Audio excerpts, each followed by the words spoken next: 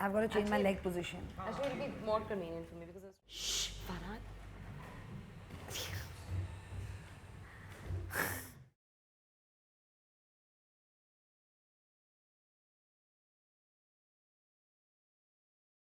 How old were you when you first saw The Godfather? I mean, I think 9 or 10. 9 or 10? Yeah, and we saw it on that wall. On that wall? Yeah, because do you my remember, mom. do you remember watching it the first time? Do you have a memory of it? Yeah. The first time ever? Yeah. I didn't understand it completely. I didn't understand it. Yeah. But, there were bits of it I remember that were very violent. It was like, oh, like that. But my mom had a projector and she'd get prints from the theatres. Because they knew all the theatre owners and exhibitors, they used to get prints from the theatres. And I remember like everyone here with couches and stuff, and we'd watch movies projected on the wall. And I remember seeing Godfather. I remember because this was late 70s, I think, or 1980 or whatever, and everyone discussing it. And I knew that it was like this amazing movie, you know, that everyone just loved and talked about. Were a lot of people seeing it for the first time at that point, or No, were people they had seen it? Yeah, they'd seen it. They'd seen it. It released in 72, the year I was born. Yeah. So, So, I mean, they had definitely seen it. I mean, and my parents had traveled and seen it. But I remember them talking about it and talking about the cinematography and talking about the writing and talking about, you know, just the drama. And I just remember, and I didn't understand it. Yeah. But subsequently, I've seen 1 and 2 at least a minimum of 25 times. Minimum. I mean, if it comes on today, I'll watch it again. As a viewer, not as a filmmaker, what is your Godfather? What are your corners? What are your details of the film that are special to you, and what are the broad strokes that are special to you? I mean, the film plays out on so many levels for different people, right? I mean, it's just the best film about a family I've seen. Like, I haven't seen a drama, like a family drama, played out better. Like, it just gets me each time. You completely understand it. And I mean, the whole Italian culture is pretty close to, I mean, in the Mediterranean culture is pretty close to Indians. Yeah. So you kind of understand the loyalty aspect of it, you know, and the sticking together aspect of it. And if you don't have your family, then you're not a man, you know, like you understand that.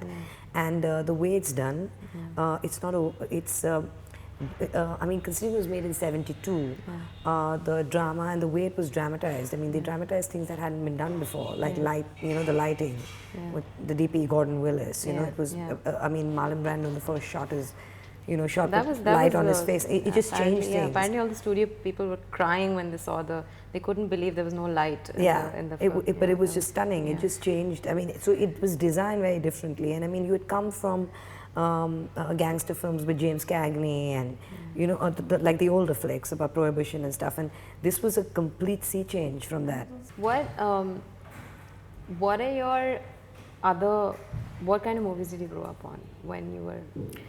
I grew up on all kinds of movies. My mother was in the Film Institute while we were in school. So we ended up watching everything. We spent some holidays at the Pune FTI with her. And I watched a lot of musicals. I watched a lot of foreign cinema. I watched all the Hindi films. So we watched every kind of movie, American blockbuster. We saw everything.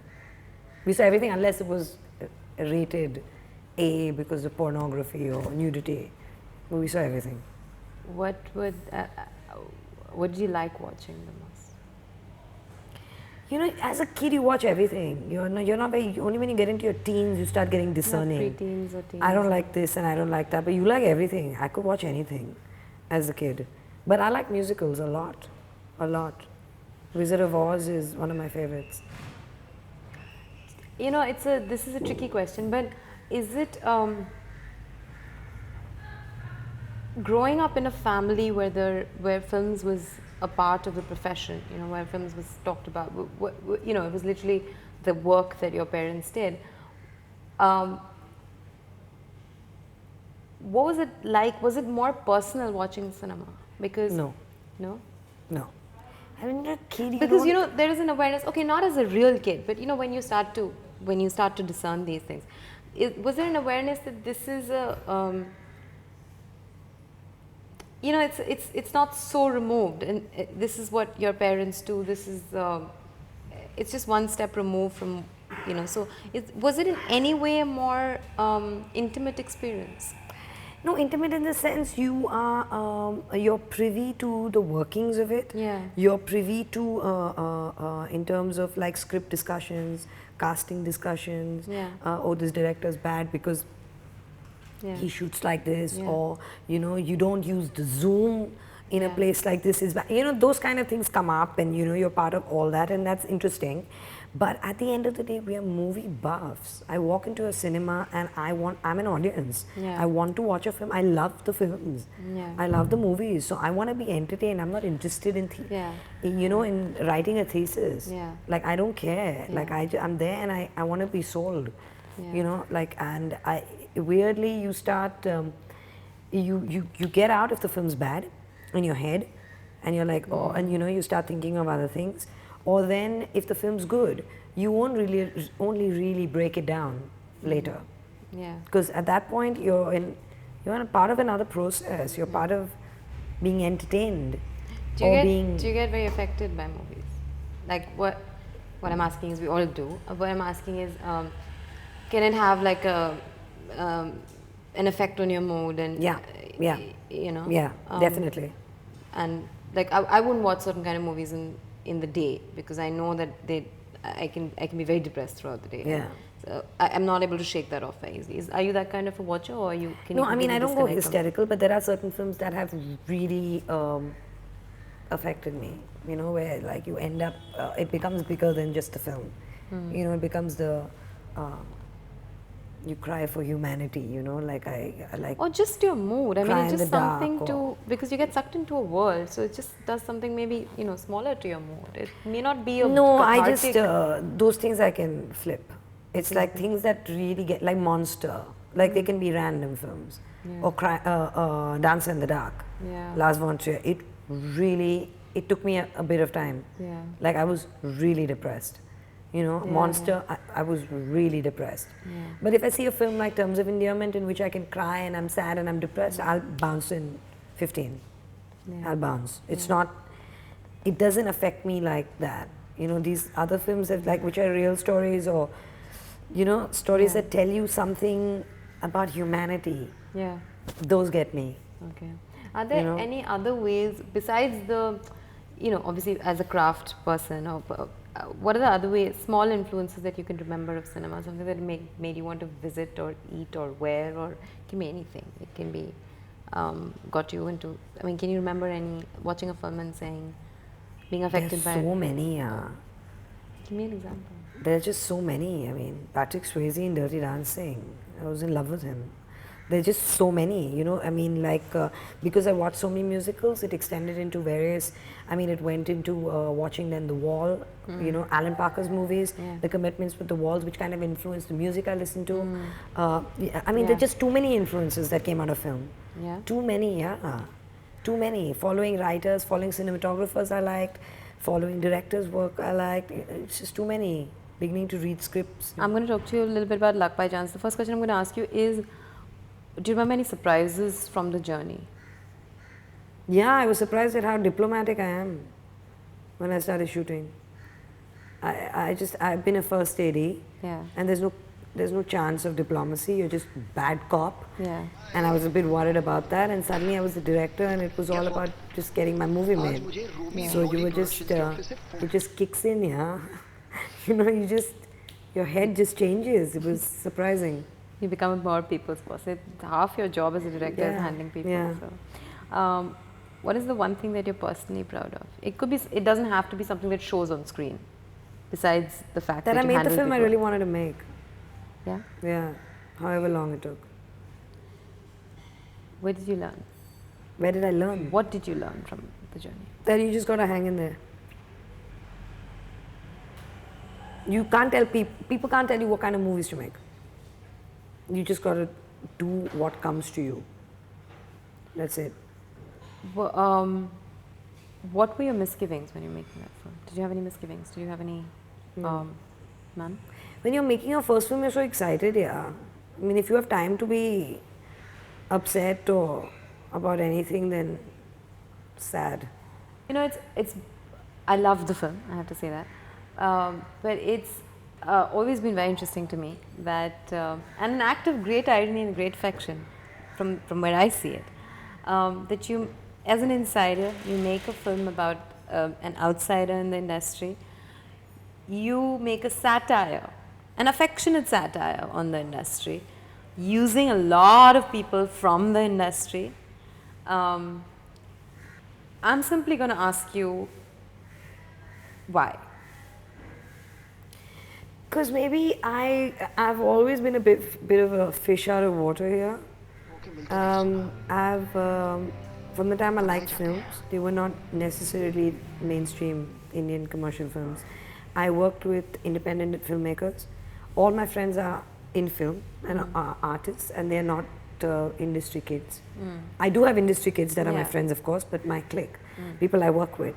I was in NYU, was totally different. I mean, I was never, you know, I was not one of those kids, you go out and they're telling you the box office business of the release and this has made, it's another headspace, you know, they are like, they have like industry, like poof, poof, poof on their heads, you know, there's a breed of them, you know what I mean? And I don't think Farhan and me ever were part of that, you know, we were exposed to a lot of other things, for good or bad, you know, and so I have always been one leg here, one leg there, you know, and it's funny because for the film space I've been a bit arty, and for my artist friends I'm filmy, so you're always somewhere stuck in the middle, and we allow people to define success for us as individuals, you know, we don't, like to me the fact that I made a film is a success,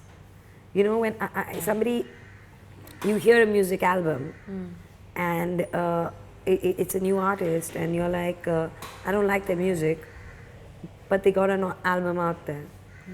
They did it. That's the first level of you're successful. You've done, I mean, everyone I know wants to do something, and there are only that many that do it. Now, after that, what happens is a separate story. And I find things like that very interesting, and they're just not addressed. They don't care for talent. They only care if you make money, you know, and that's just like, and in a creative industry, that's death. It's death. And I think Luck by Chance came from a lot of that. And it came from the fact that I also, on some weird level, understand it. I understand where a producer like Romy Roli, I mean, he's not interested here. Like, you know what I mean? He's out there, he's this happy Punjabi man, putting all his money in. And he wants the film to do well. Now, if the actors can't act, I mean, who cares? People want to watch her. So I even understand that. So I think it came from that space, and I didn't want to judge anything. I just wanted to say, this is what it is. And you go home with how you feel about it. And weirdly, a lot of people didn't understand it, so next time you have to tell them, this is not good. Because they didn't know what side you were on and what you were saying. No, I don't think, like people don't play with irony, and you know, thematically, people don't play with that stuff here, so. Did you study film in NYU or did you not? Yeah, I did a thing, but I did a diploma, I didn't do a degree. Okay. How would you describe where you are in life? How would I describe it? I'm actually at a place where I can go anywhere. All doors open, you know. I mean, I can go anywhere I want to go. It's like a springboard. Or I can just keep bouncing if I choose to stay. Literally, I can go anywhere. It's. How do you assess your pluses as a filmmaker? It could be, you know, it could be your, actually, I'm asking more as a writer than a director. What is it? I mean, is it your distance? Is it the way you read life? I mean, everyone's got. I'm not afraid to be honest in that way. I think if you're not, if you don't put yourself in there, your work cannot be different. You cannot copy somebody else and be different. You can only be different if you're you. The only thing different in this space is you. So you have to put yourself in there. And I'm okay to do that. I don't know if that's going to make for an interesting story or not. I mean, I do my best in doing that. And I have a healthy mix of independent and art with wanting to entertain. I have a healthy mix of that. Okay, I'm going to ask you a couple of quick questions about your memories of movies, okay? So, a film that you remember for its use of music. Wizard of Oz, Sound of Music. A film that you remember for its use of sound. Of sound. Scarface, Abyss. Abyss. Film that you remember for its images. So many. First thing that comes to you. Godfather, because we've been talking about it so much. Film that you remember for its mood.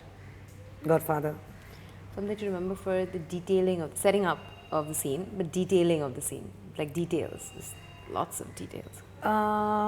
Age of Innocence, Martin Scorsese. I don't know where that came from, but yeah. Film that you remember for a voiceover, Ferris Bueller's Day Off. Film that you remember for its climax. Scarface.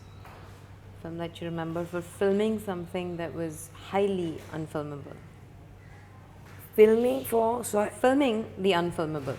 Well, not technically the unfilmable, but something very difficult to film. I think Last Tango in Paris. I saw it when I was very young. It's like on my head. Yeah. Okay. A film that you remember for pure storytelling. Godfather. Am I going to be so boring? I'm just going to be saying Godfather. No, this is me. I shouldn't have started with The Godfather. I would also answer The Godfather for everything. Okay, a film that you remember for characterization. Annie Hall. Annie Hall. Yeah. Are you a big Woody Allen fan? Love. Good. A film that you remember for lenses, for the use of lenses. For the use of lenses? Yeah, or placement of camera. Badlands. And camera work, cinematography?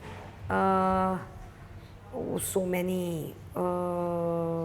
Terrence Malick, I love his stuff. Yeah. So Badlands, Thin Red Line, I mean, yeah. Editing.